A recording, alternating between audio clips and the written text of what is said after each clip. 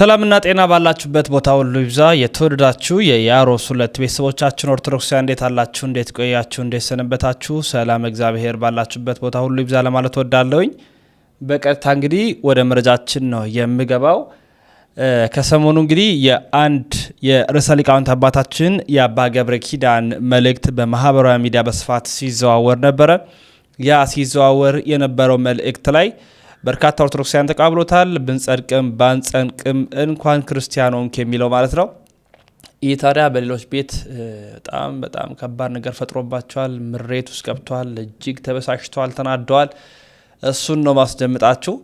ታዲያ በዛሬ መረጃችን በስፋት የምንመለከተው ጉዳይ ርዕሰ ሊቃውንት አባ ገብረ ኪዳንን ሙሉ መልእክት አስደምጫችሁ እዛ ቤትም የተንጫጩበትንም ቪዲዮ አጋራላችኋለሁ። ሌሎች ሀሳቦችን የምናነሳ ነው የሚሆነው። በቀጥታ ወደ ቪዲዮቹ አመራለሁ። ብንጸድቅም ባንጸድቅም እንኳን ክርስቲያን ሆን መቤቴ እንኳን ኦርቶዶክስ ሆን። ለምን መሰላችሁ? ይሄ ቅዳሴ እኮ የማን ነው? የመላእክት ነው። አሐዱ አብ ቅዱስ፣ አሐዱ ወልድ ቅዱስ፣ አሐዱ ውእቱ መንፈስ ቅዱስ።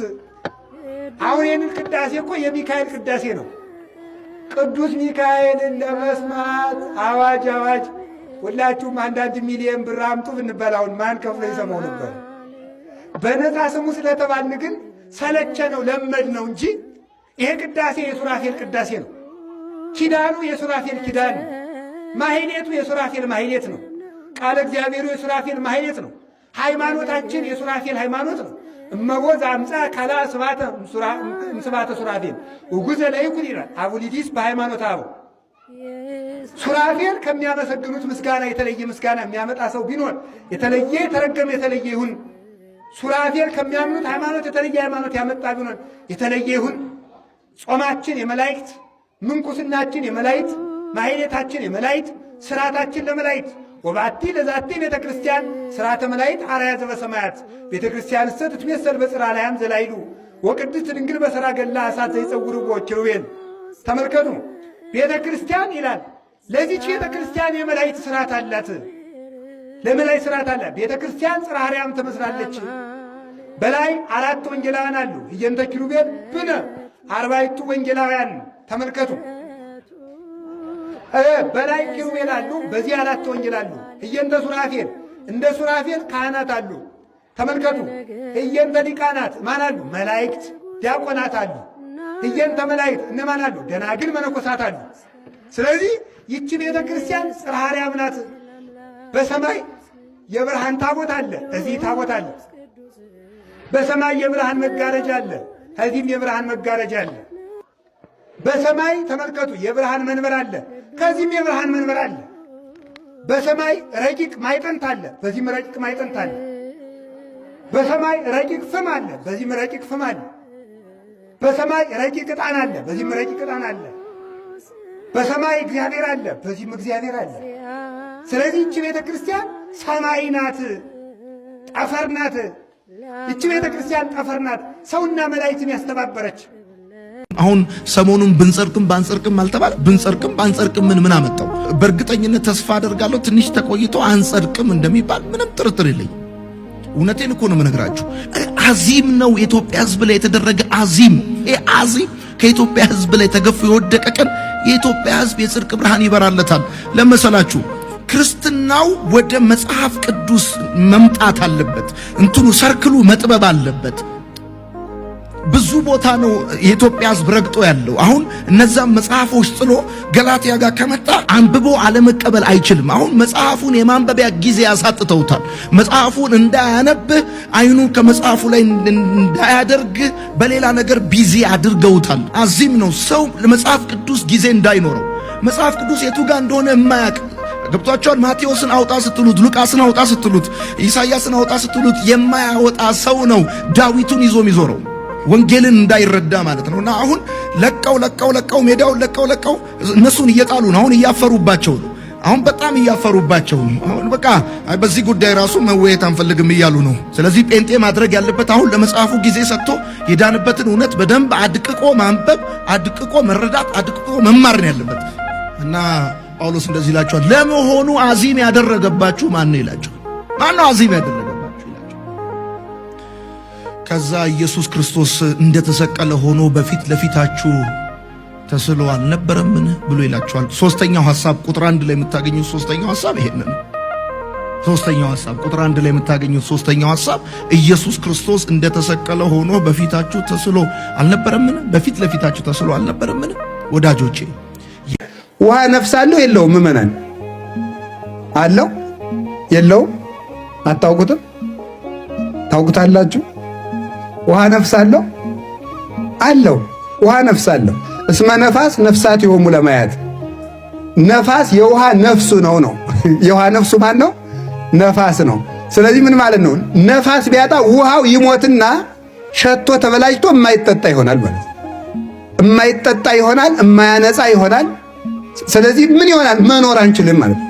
ስለዚህ ለውሃው መልአክ አለው፣ ለውሃው መልአክ አለው፣ ለከዋክብት መልአክ አላቸው እንዳይንጠበጠቡ የሚያደርግ። አንዱ ኮከብ ቢወድቅ ብቻ ኢትዮጵያ ማጥፋት ይችላል።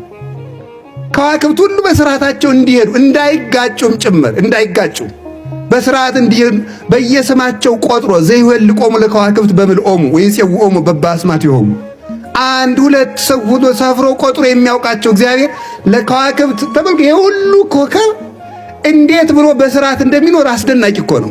እንዴት አይጋጭም? እንዴት ሳይንጠበጠብም? ደግሞ በጠፈር የሚኖሩ ከሆነ ልብ ብላችሁ ስሙ። ቆይ ልንገራችሁ። ሸክም በላይ ተሸካሚ በታች ወይስ ተሸካሚ በላይ ሸክም በታች? የእናንተን ሕግ ነው የምትነግሩኝ። ለምሳሌ ጤፍ ብትሸከሙ ሸክሙ ነው በላይ፣ እናንተ ናችሁ በላይ። አቤት! እሺ ጫማስ? ጫማ ተሸክሙ ነው ተሸካሚ ነው በላይ? አቤት! ተሸካሚው ማን ነው? ተሸካሚው ሰው ነው። ጫማ ነው እንዴ የሚሸከመው? ሰው ነው የሚሸከመው። የምናንቀሳቅሰው እኔ አይደለሁ እንዴ ጫማዬን የማነሳው? ስለዚህ እኔ የምሸከመው ነው። አንዳንድ ጊዜ ሸክም በላይ፣ አንዳንድ ጊዜ ሸክም በታች ይሆናል። ግን ዞሮ ዞሮ ግን ይሄ እግራችን ጋር ስለታሰረ ነው። በፍጥረት ሕግ ግን ሸክም በየት ነው ያለው? ሸክም የሚሆነው በላይ ነው። እግዚአብሔር ግን ምን አደረገ? በታች ብናደርገው ይንጠበጠባል። መኖሪያቸውን ወይም አጽንቷቸው የሚኖረውን ጠፈርን በላይ አድርጎ ከዋክብቱን በታች ሲያደርጋቸው እንደ ጥሬ ለምን አይንጠበጠቡም? ማን ስለሚያስተዳድራቸው ነው? እግዚአብሔር ስለሚያስተዳድራቸው። ለእነዚህ ሁሉ ጠባቂ መልአክን ሹሟል። ገበታ አፉን ወደ ላይ ዙሮ ነው ወደ ታች ዙሮ ነው ውሃ የሚይዘው? አቤት! እስኪ ይህንን ሰማዩት። ወደ ታች ነው የዞረው ወደ ላይ ነው የዞረው? አቤት! ወደ ላይ ነው አይደል? ኧረ ወደ ታች ነው። አይታያችሁም እንዴ? ወደዚህ እኮ የዞረ ነው። እንደዚህ አይታያችሁም? የድስት ክዳን መስሎ ወደ ታች ዞሮ ነው ያለ ማለት ነው። ወደ ታች ዞሮ ነው ያለ። አሁን ልብ በሉ፣ ከዚህ በላይ ውሃ አለ። ማይኒ ዘመልዕልተ ሰማያት ይሴብሑ ለእግዚአብሔር ይላል ቅዱስ ዳዊት። ከሰማይ በላይ ያለ ውሃ እግዚአብሔርን ያመሰግነዋል ይላል። ከዚህ በላይ ውሃ አለ። እንዲያውም በዚህ ዓለም ያለው ውሃ በላይ ካለው ውሃ አንጻር ድስት ታጥቦ ውሃው ሲደፋ በጠርዙ እንደሚቀር ውሃ ያለ ነው ይላሉ ሊቃውንት። በጣም የሚገማሸር ቁጡ ውሃ ነው። ገበታው ደግሞ ጠፈር ነው። ጠፈር ደግሞ ወደ ታች እየዞረ ነው። አሁን ገበታውን በአፉ ደፍታችሁ ውሃውን በላይ ብታረጉት ምን ያደርጋል? ይፈሳል። ግን እግዚአብሔር ገበታውን ወደ ታች አዙሮ ውሃ በላይ አድርጎበት አይፈስም። እንዴት ሲባል ቻል ካለው የማይችል ነገር የለም። እግዚአብሔር በጥበቃ ለዚህም ባቢል የሚባል ነፋስ ሰጥቶ ያንን ውሃ ወጥሮ እንደ ብራና በጠፈር ልክ ተዘርግቶ እንዲኖር የሚያደርግ ማን መድቦለታል? መልአክ መድቦለታል። ለስንቱ ነገር ለደመናው መልአክ አለ። ይህን ሁሉ የሚጠብቅ ማን ነው? እግዚአብሔር ነው። ደመና ያለ ስርዓቱ አይጓዝም። የሚመራል ደመናውን እያስጓዘ ወደ ውቅያኖስ የሚወስድ የደመናው መልአክና የውቅያኖሱ መልአክ ደግሞ ይስማማሉ። የውቅያኖሱ መልአክና የደመናው መልአክ የሚጣሉ ቢሆን ኑሮ ዝናብ በዚህች ዓለም ጠብ አይልም። ምክንያቱም የደመናው መልአክ ደመናውን ይዞ ወደ ውቅያኖስ ይወዳል። የውቅያኖሱ መልአክ ደግሞ ውሃው እየቀዳ በደመናው ይሞላለታል ማለት ነው። የነፋሱ መልአክ ደግሞ የለም አልሸከምም ቢል ደግሞ ችግር ይመጣል። የነፋሱ መልአክ ደግሞ አለ። ያ ደመናውን ይሸከማል፣ ወደ ላይ ይዘውት ይወጣሉ። ወደ ላይ ይዞ ይወጣና ደግሞ ዝናቡን ተጠምታ ለከረመችው ምድር አንድ ጊዜ ቀዳዳውን ከፍቶ ደግሞ አንድ ነገር ሲልገራችሁ፣ ደመና አይታችሁ ታውቃላችሁ? ደመና በርሚል ነው፣ አቅባዳ ነው፣ ከረጢት። ውሃው ለምን እንደማይፈስበት እኔ ድንቅ ይለኛል በእውነቱ ማለት ለምን እንደማይፈስበት አይቼዋለሁ። መቼም አሁን በአውሮፕላን ሄጃለሁ ማለት መቼም ኩራት አይደለም አይደል? እና በዚያ አይቼዋለሁ እና ምንድነው ብን የሚል ነገር ነው፣ ጢስ ነው እዚያ ውስጥ በጣም እኛ ቤት የሚነቅል ዝናብ በዚያ ይወርዳል። እንዴት ነው ነገሩ? ተመልከቱ። እንዲህ አድርጎ ሲኖር ኢዮብ እንደሚናገረው እይሰጠጥ ደመናሁ ይላል። ውሃውን ቀርቶ ወስዷን አይቀደድም፣ ደመናው አይቀደድም። ውሃውን ቋጥሮ ቻል ይለዋል፣ ቻል ይችላል። ከዚያ በኋላ ያንን አንድ ጊዜ ደግሞ አውርድ ቢለው ምድር ታጥባ ትሄዳለች። ከዚያ በኋላ ምን ያደርጋል? ሐወፅ ካለ ምድር ዋሮይካ ቀስ እያደረገ ያንጠበጥበዋል ማለት ቀስ ጠብ እያለ እያንጠበጠበ ምድርን በሙሉ ያረሰርሳታል። በኋላ መሬት ዝናብ የምትሸከምበት አቅም ስታገኝ ደግሞ እግዚአብሔር ዝናቡን ጨመር ያደርጋል። ጉልበቷ ስለተነከረ አፈሯ እንዳይታጠብ ማለት ነው። እንዲህ አድርጎ የሚመግብ ማን ነው? ሕያው እግዚአብሔር። እንዲህ የሚጠብቅ ማን ነው? እግዚአብሔር ነው። ዘሩን አትክልቱን ብታዩት እጹብ ድንቅ ጥላላችሁ። ስንዴ፣ ጤፍ፣ በቆሎ፣ ዘንጋዳ፣ ማሽላ አንድ ጊዜ ቢደርሱ ጥሩ ነው አይደለም? ሆዳም ሰው ነው የሚለው። አይ እግዚአብሔር ግን ለምንድን ነው አንድ ጊዜ እንዲደርሱ የማያደርጋቸው? ስንዴውን እስከሚያጭድ ጤፉ እንዳይፈስበት ነው እግዚአብሔር ማለት። እንዴት እንደሚያስብልን እኮ እሱ ነው የሚያውቅ በእውነቱ ማለት እንዴት እንደሚያስብልን። አንዱ እስከሚታጨድ አንዱ እንዳይፈስ አዝሪት ሁሉ በስርዓታቸው እንዲደርሱ ያደርጋቸዋል። ለችግር ጊዜ ቶሎ የሚደርስ አዝመራ ራሱን እንደገና ድርቅ የሚቋቋሙት እነ በቆሎ የነ ቅዱስ ጊዮርጊስ ምሳሌ የሚሆኑትን በሚያዝያ ተዘርቶ እስከ ሰኔ ድረስ ቢቆይ ዝናብ ቢቆይ ምንም የማይሆኑ ዘሮች አሉ። ቶሎ ተዘርተው ደግሞ ቶሎ የሚደርሱ አሉ። የማይበላሹ ዘሮች አሉ። እነዚህን ሁሉ የሚያደርግ ሕያው መድኃኔዓለም እግዚአብሔር ነው። ይህን ሁሉ ስላደረገልን ስሙ የተመሰገነ ይሁን። የተወዳችሁ ቤተሰቦቻችን እንግዲህ እንዳደመጥነው ነው እንደተከታተልነው ነው። ያው ምን እናደርጋለን፣ እነሱ እንደፈለገ ይበሉ። የኛ ግን አባታችን ርዕሰ ሊቃውንት ያሉበትን ምክንያት አድምጠናል።